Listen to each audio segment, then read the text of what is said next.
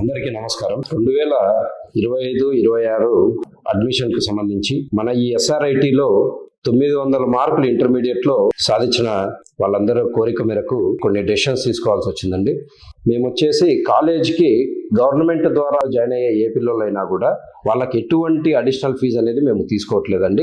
కేవలము మీరు బస్సుకు రావాలి అనుకుంటే బస్ ఫీజు ఒకటి తీసుకుంటున్నాము, అదేవిధంగా హాస్టల్లో ఉండాలి అనుకుంటే హాస్టల్ ఫీజు మాత్రమే తీసుకుంటున్నాము. ఆ బస్ ఫీజులో నుంచి 4 సంవత్సరాల వరకు కూడా 50% ఆఫ్ అమౌంట్ అనేది మేము రెడ్యూస్ చేయాలనేసి నిర్ణయం తీసుకున్నాము. మేము బస్సుకు రామండి, హాస్టల్లో ఉంటామని ఎవరైనా అడిగితే బస్ ఫీజు ఏదైతే మేము తగ్గిస్తున్నామో ఆ అమౌంట్ ఎంతైతే వస్తుందో ఈ హాస్టల్లో కూడా తగ్గించడం జరుగుతుంది.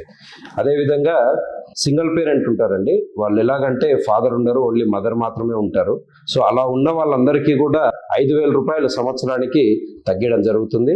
SRITలో ఆల్రెడీ చదువుతున్న పిల్లలు ఎవరైతే ఉన్నారో వాళ్ళ సొంతం తమ్ముడు కానీ చెల్లి కానీ ఎవరైనా జాయిన్ అయ్యేలాగుంటే వాళ్ళందరి కోసం కూడా సంవత్సరానికి 3,000 రూపాయలు తగ్గించాలని చెప్పేసి మేము నిర్ణయం తీసుకున్నాము. మా SRIT యొక్క విజన్ ఒకటే అండి, ఓన్లీ మెరిట్ స్టూడెంట్కు మాత్రమే, అదేవిధంగా డబ్బు కట్టలేని సింగిల్ పేరెంట్ కోసం కూడా ఇది తీసుకొచ్చాము. ఎక్కడా కూడా క్వాలిటీ వైజ్గా మేము 100% కాంప్రమైజ్ అవ్వము.